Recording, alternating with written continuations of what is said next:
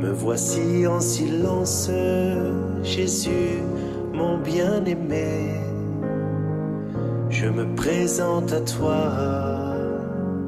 en cette aurore nouvelle. Assalamu alaikum bandiraɓe. Ari jewten ko fayte jomi men Yesu woni denorol raisin tigi rigi te bam makko remat ngol. Yesu kanko woni denorol raisin bam makko remat ngol. Kal demal dimral o soppata ɗum te kal demal jibinowal o fertoto ɗum pour en ɓeydo wawa jibinde. Yesu wi kettede am ni keddirimi mon ni. Ati demal raisin wawa jibinde tawi heddake denorol raisin te son keddake am golle mon deke golle mon mbawa jibinde ha heew.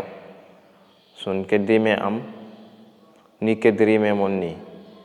Son keddimi am ni keddirimi mon ni golle mon ma jibin ha heew. Kalmo heddake am golle mum jibinta hay batti.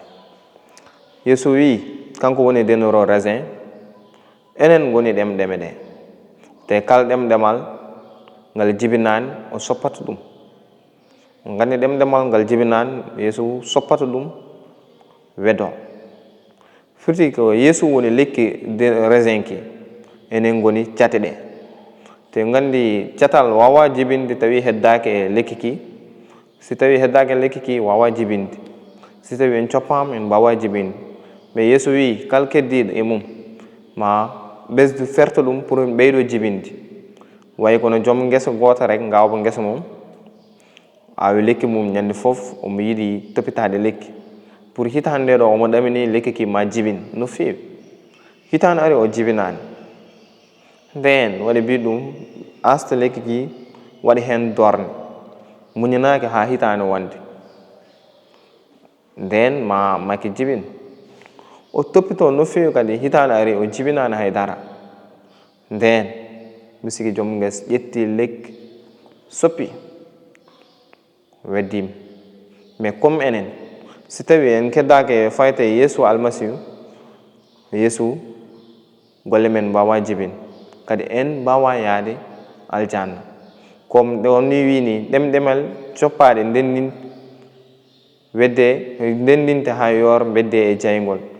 Son tawi ha on jaɓani Yesu almasihu on dendinet bedde ɗon e ñiɓɓere mon jaygol bedete safar jaygol.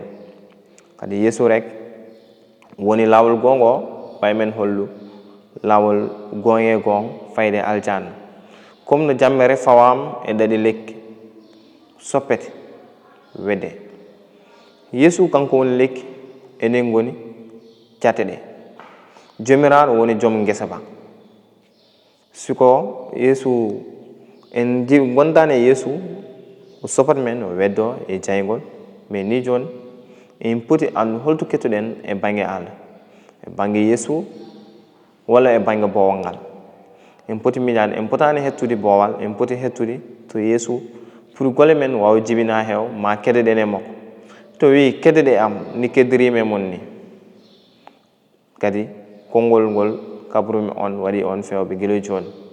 Kono en keeɓi ko fayte kabaru moƴƴo en poti andude no fewi, en poti heddade jomiraɗo pour gurdam men rewa lawol kadi danen jaam mbasen soppede weddede. Mi si tawi en coppama en beddama golle men wawa jibin haydara.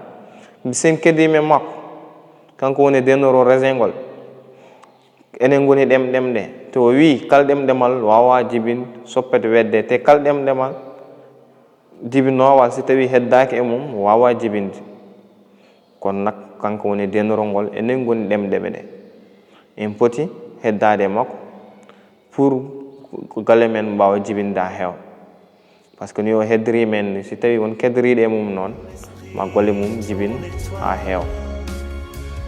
Au Christ ressuscité.